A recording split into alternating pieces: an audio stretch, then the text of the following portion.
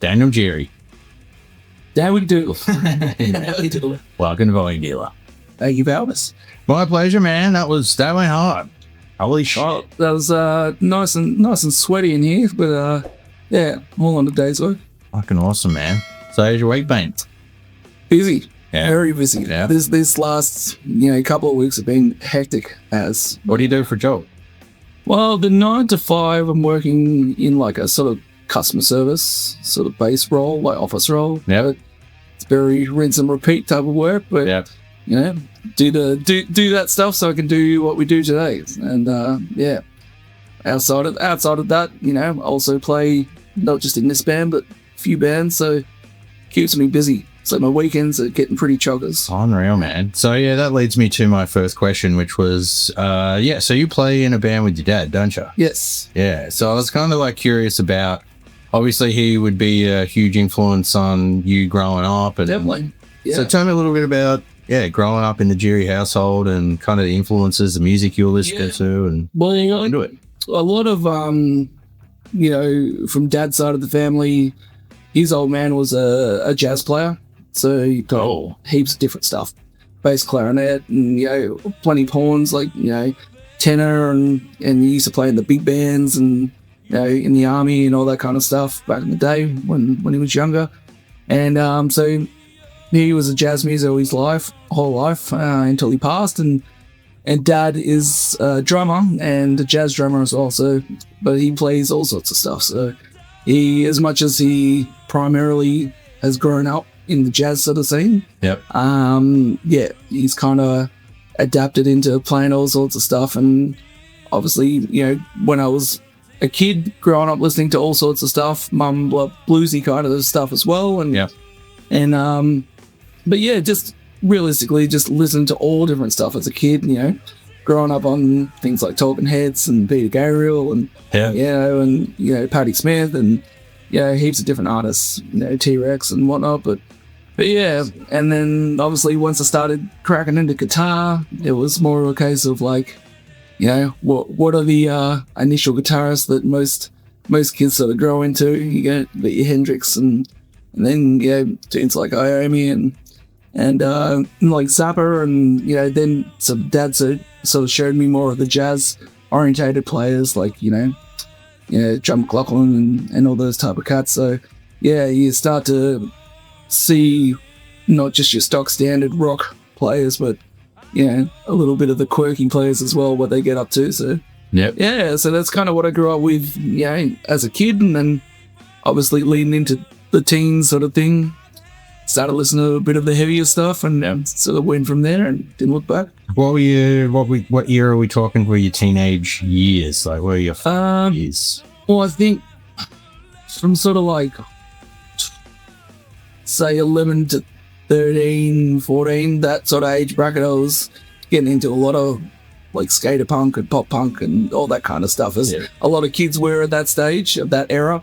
And then sort of like a lot of sort of groove metal, new metal sort of phase that was huge, and sort of like the late 90s, early 2000s sort of stage. So that's kind of when I was, I had a few mates that I grew up with.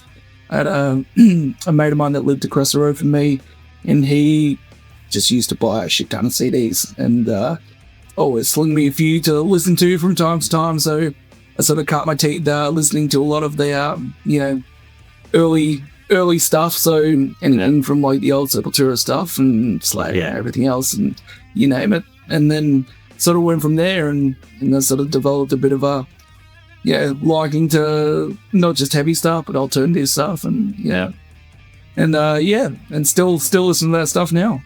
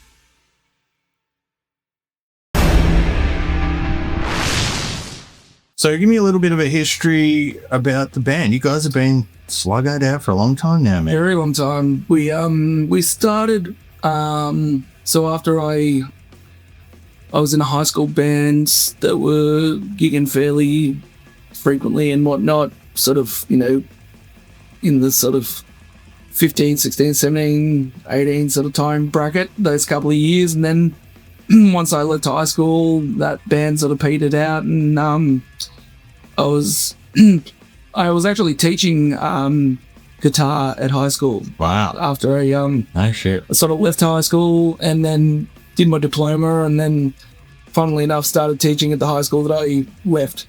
So it's a bit of annoyed a lot of teachers that, you know, used to teach me, seeing me in the in class as one of the other teachers. But yeah, no, I met a few kids that were also mutual friends, and then started jamming with them. So they were a few years younger than me. This is kind of when I was maybe 20 or 21. So around that time, they were about 16.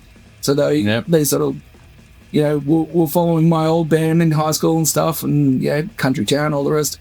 Whereabouts? Hillsville. So yeah. Right, cool. So yeah, there was like, you know, they were writing to the same sort of stuff as what, you know, I was listening to, and so even at a really young age, I saw Spencer's sort of potential on drums, and you know, and he was cooking back then as a kid. So shit, and he's still doing it. So but originally I sort of left my band, or when I said left, we all sort of, you know, did it went our own ways, and I just wanted to sing in this band. So originally when we first started, it was a 5-piece, and Ball hadn't joined on bass yet, so it was just sort of like a bunch of mates just getting together and doing what you usually do when you start out the band. And I just wanted to sing. I didn't want to be strapped to an instrument, and just wanted to sort of try that for a bit. And then, you know, the more we started writing more of the songs, and it just sort of ended up being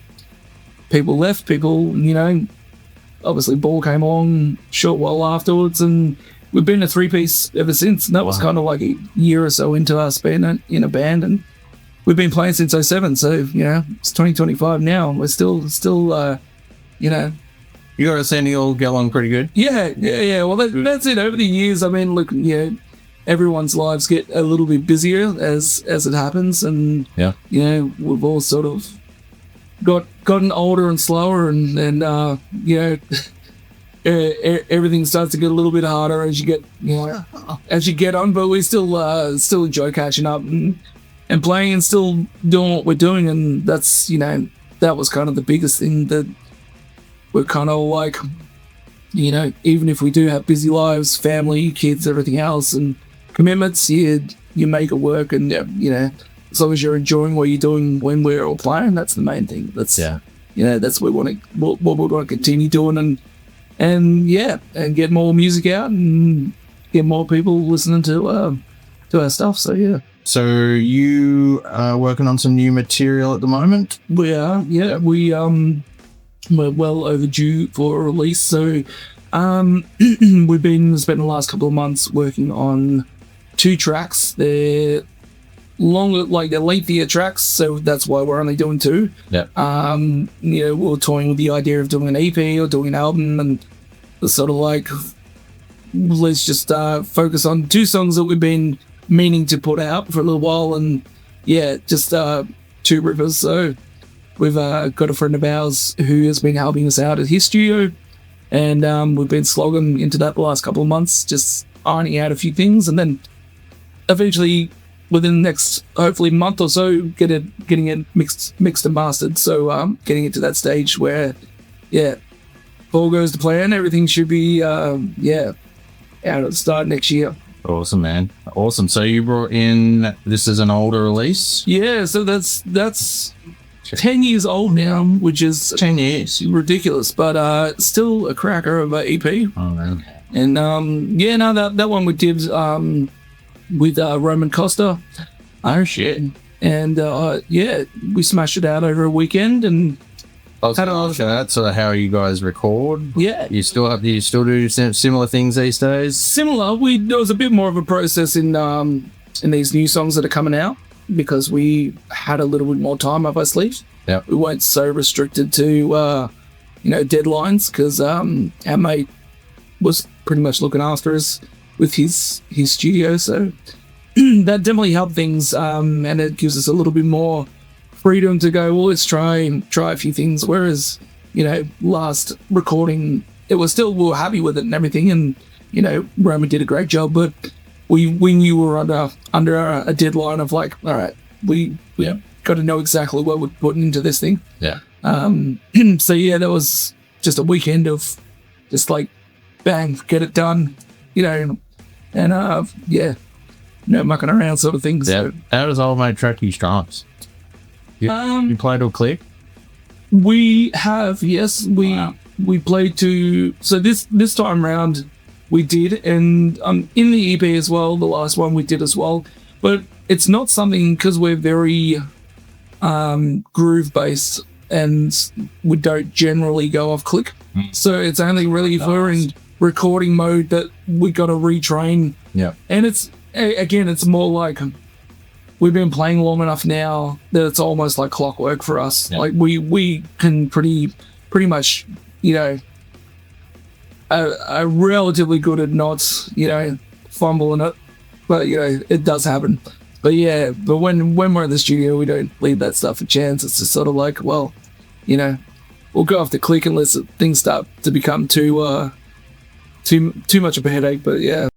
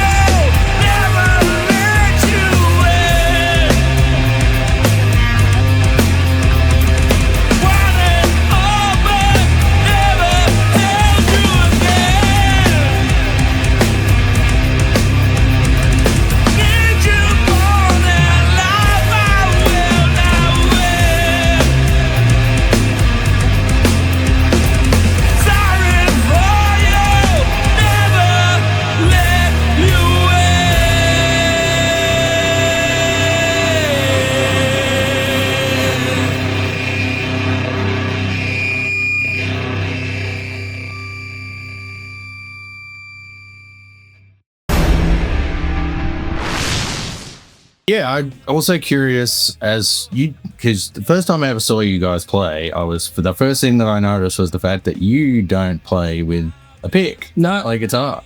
No. And it was just like, I mean, I've seen a couple of people do that now playing this kind of music, but you were definitely the first, and this is going back a fair way. Yeah. I can't remember, there's a gig we played together over your side of town. Yeah. Ringwood or somewhere worked out. I can't. Would have been, I think it might have been Bar to Bayswater, yeah. So, but I remember seeing you play, and I'm like, wow, I was kind of mesmerized by it a little bit. So what's the go with that?